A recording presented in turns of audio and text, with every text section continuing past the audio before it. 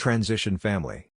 If you're considering moving to a vegetarian diet as an adult, you probably want to pass on this good nutrition and improved way of eating to your family as well.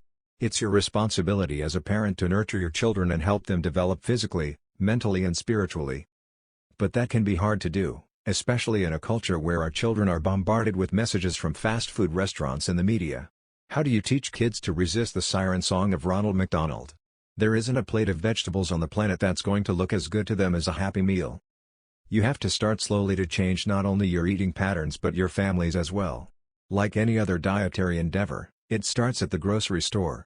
Begin stocking the refrigerator with healthy snacks like apples and carrots.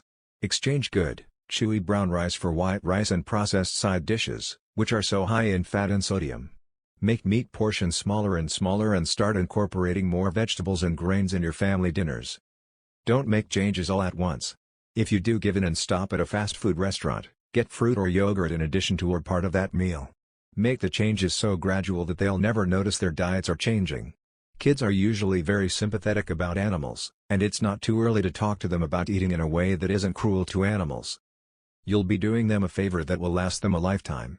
With childhood obesity at epidemic levels in the U.S., you will be setting up your children for lifelong eating habits that will help ensure a long and healthy life.